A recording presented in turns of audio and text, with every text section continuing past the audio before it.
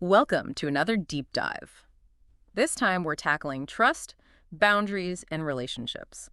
We've got a stack of material on Dr. John Townsend and his book, Boundaries to Unpack. Oh, it's such a relevant topic, isn't it? Oh, yeah. We all want that connection, but figuring out healthy relationships, it can be a real struggle. Absolutely. And Townsend, he kind of jumps right in, saying that this whole need for connection, it's not optional, like it's just how we're wired, like needing food or, shelter. And what's so interesting is he goes beyond just saying we need it. He talks about how it's the bedrock of, well, all our relationships. That's trust. And not just one type either. He digs into two kinds, functional and relational. Okay, now remind me, what's the difference again? So functional trust is, think reliability.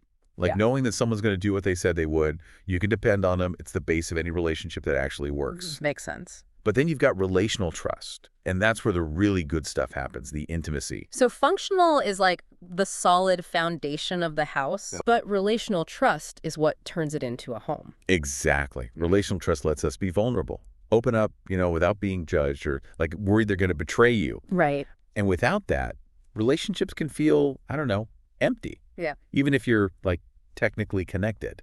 It's almost like we're going through the motions. Yeah. Now, something else he talks about that I found so interesting was this idea of like defensive hope, overlooking red flags because we're so desperate for the relationship to actually work out. Oh, it's so common. Oh, yeah. We hold on so tight to that hope that honestly, we kind of blind ourselves to what's really going on. Yeah. Townsend actually compares, get this, the honeymoon phase in relationships to temporary psychosis. Yeah. Like we're just flooded with those endorphins, totally idealizing the other person. Oh, wow. And we miss all the early warning signs. So our brain's like, nope, everything's perfect. Pay no attention to that gut feeling. Yeah. And while that, initial excitement, it has its place, you got to move past the honeymoon to get a clearer picture of what's really going on. That's true. But it's also kind of a little disheartening, right? Like, how do you balance that excitement of a new connection with the need to be, realistic, cautious even? That's where boundaries come in. Big time. Townsend says setting those healthy boundaries is key for building trust and giving genuine intimacy the space to actually grow. He talks about two types, defining and protective. Can you walk us through those? Sure. So defining boundaries, that's about knowing yourself, your values, what you believe, where you stand, the non-negotiables that make you, well, you. Right. But protective boundaries, those are your safeguards, keeping you safe, physically, emotionally, setting limits so you don't get hurt.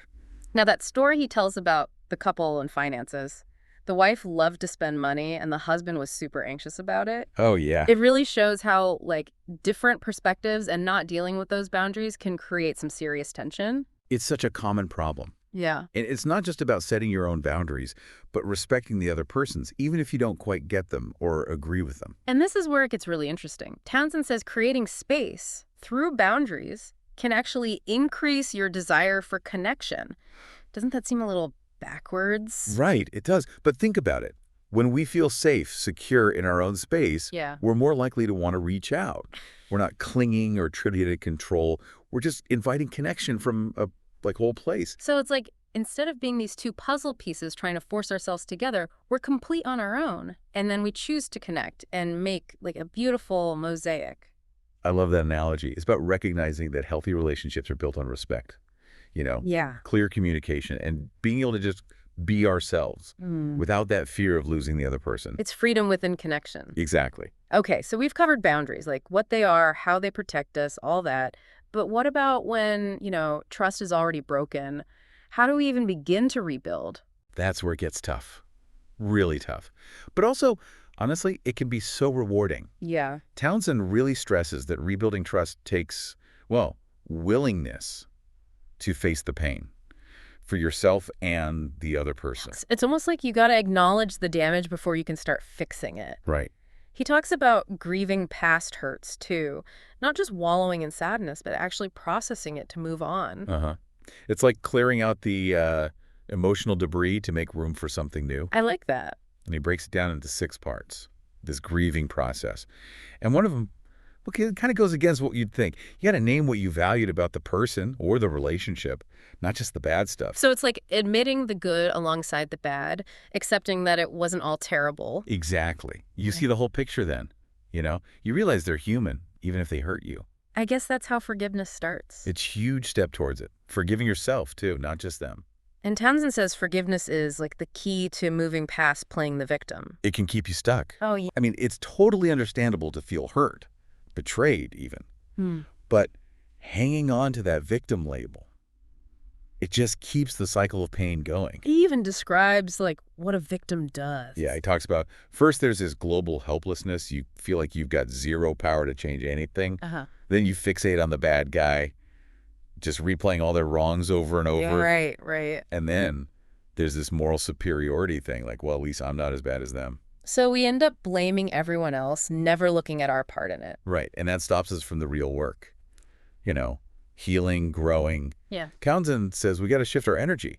Instead of blaming, try understanding your own role. Even if they were wrong, you still choose how you react. It's taking back control. That's it. You've got the power to shape your experience, even when things are tough. Now, he also gets into how our current relationships, how we act in them, it comes from, well, our past, especially family stuff. Our families, they leave a mark. Big time. Yeah. It's like we inherit those relationship patterns, good and bad. He uses these terms, fusion and opposition. Okay. So fusion is when you kind of take on the same problems as your family, like subconsciously trying to fit in or recreate that familiar feeling. Like, this is how relationships are. This is what I know. Exactly. But opposition, that's like rebelling, swinging way to the other side. So say you're from a family that hates conflict, avoids it at all costs.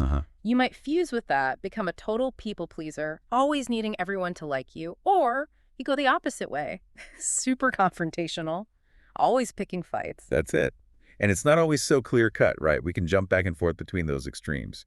Not sure how to do relationships, like the healthy way. So how do we break free then from all that baggage and build something better?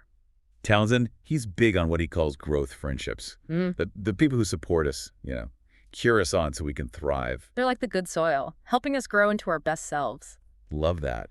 And he says these friendships, they meet two kinds of needs, maintenance and healing.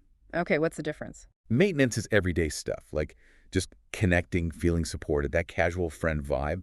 But healing needs, those run deeper, dealing with like the wounds from the past, the stuff that holds you back from true intimacy. That businessman he talks about, the one with the mentor-like partner. Right. He was trying to get his healing needs met in that relationship, which, well, it wasn't going to work long term. Too much pressure. Way too much. And those good friendships, they help us see those deeper needs and deal with them in a healthier way. That paved the way for better relationships overall. So it's like you can't put all your eggs in the romance basket. He cautions against that. Yeah. We need all kinds of relationships. The romantic ones can't be our only source of support. Okay, so we've talked about our own readiness to trust and these growth friendships. But what about the other person? How do we know if they're ready for something deeper? Townsend, he starts with a simple question, but it's powerful. Does this person care about their impact on you? He used that example of the wife making fun of her husband, not realizing she was hurting him. Right.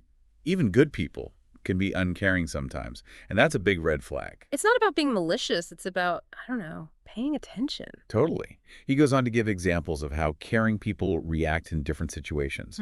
Arguments about money, adult kids living at home, people being chronically late. All those little interactions, they tell a story. They really do. Yeah. If someone's constantly blowing off your feelings, well, that's a sign they're not ready. Maybe not even capable of the connection you want. So caring is crucial. What else should we look for? This is big. Do they have their own good support system? It makes sense. Neither person should be the only one supporting the other. Right. Like he says, it's not healthy to be each other's only source of everything. Right. And it's not just about avoiding codependency. Yeah. A good support system, it gives them a reality check. Yeah. Different perspectives to help them see themselves clearly, the good and the bad. It's like having that team of advisors. Yeah. Honest but loving. Exactly. And you can tell a lot about someone by who they hang out with. Are their friends good people? Do they uplift them, challenge them? And are they growing from those relationships? Like, do you see positive change because of those connections? So it's quality over quantity. It's about how those friends impact them. That's it. It shows their capacity for good, healthy relationships, the kind where both people thrive. Okay, we've got caring. We've got that good support system. Anything else we need to look at when we're gauging someone's readiness? This one might sound a little selfish, but it's important. Can they handle you? Oh, that's a good one. Your weight, your flaws, your needs, even your bad days. Can they handle all that? It's so easy to focus on their readiness, but we got to flip it too. Can they handle our vulnerability? Townsend tells a story about a woman whose sister was so needy, just constantly draining her. It shows how one person's needs can just overwhelm the other.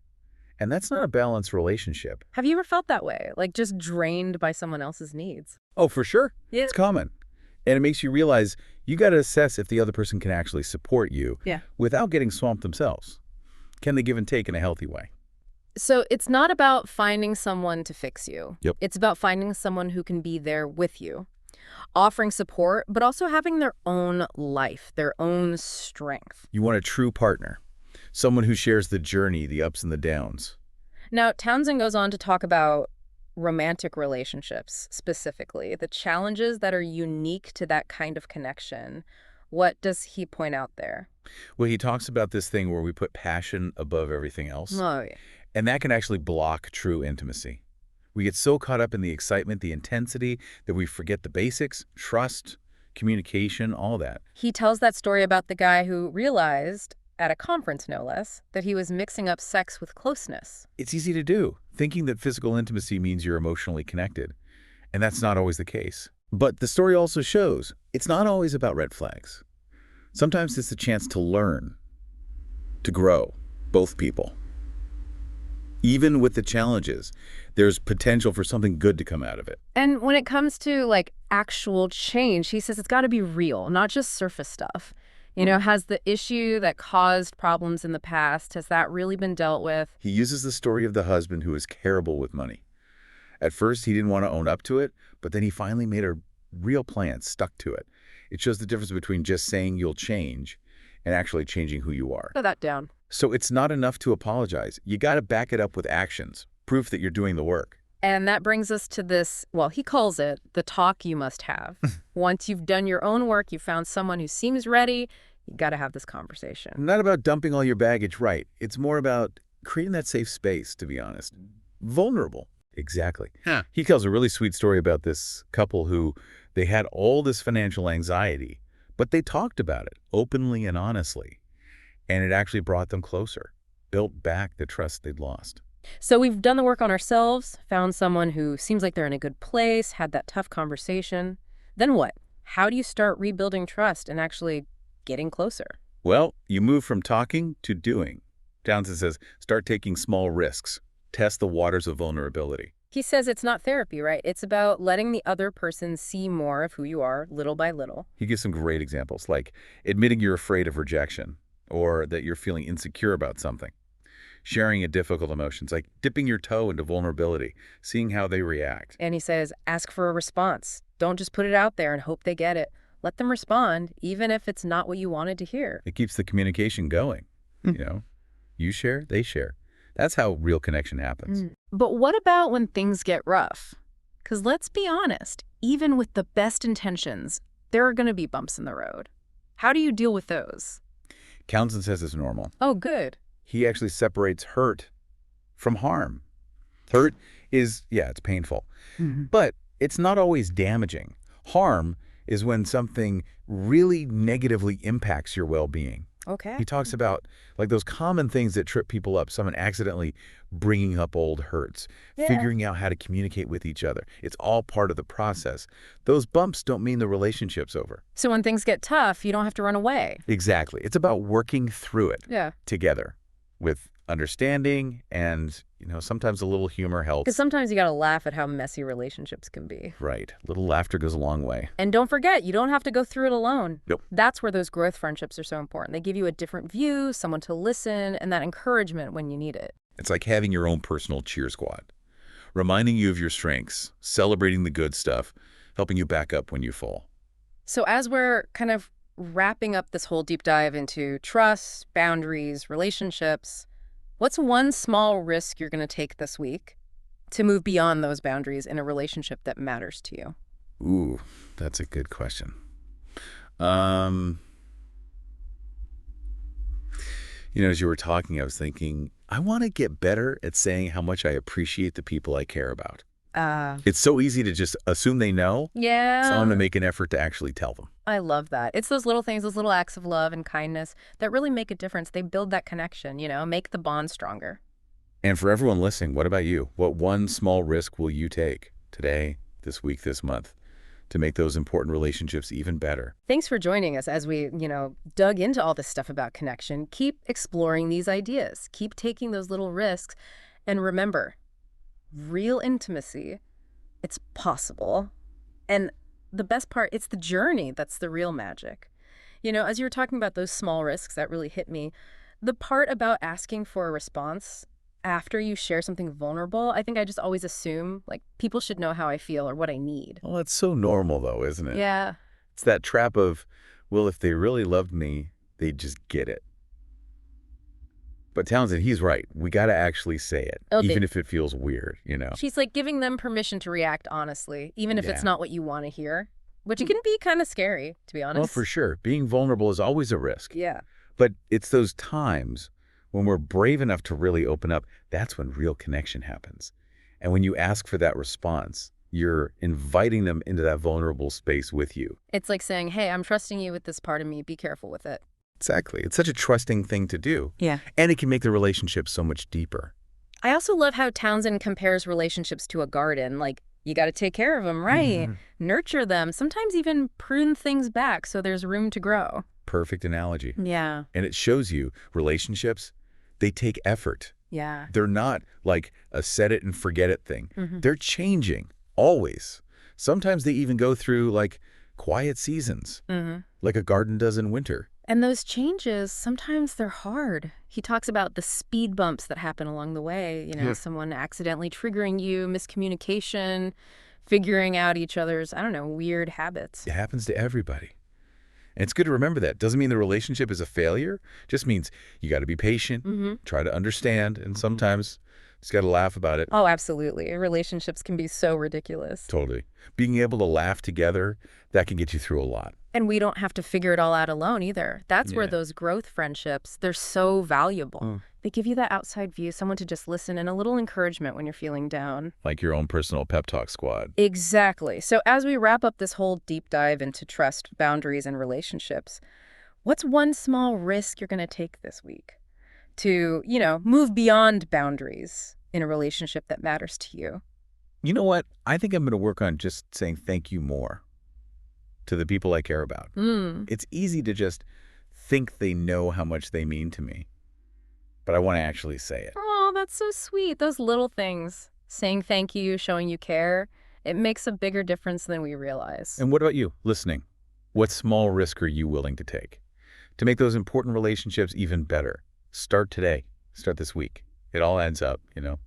Thanks for joining us as we dug into all this. Keep exploring, keep taking those little risks, and remember, real close connections, they are possible. And the best part is, it's the journey, the figuring it out together that makes it all worthwhile.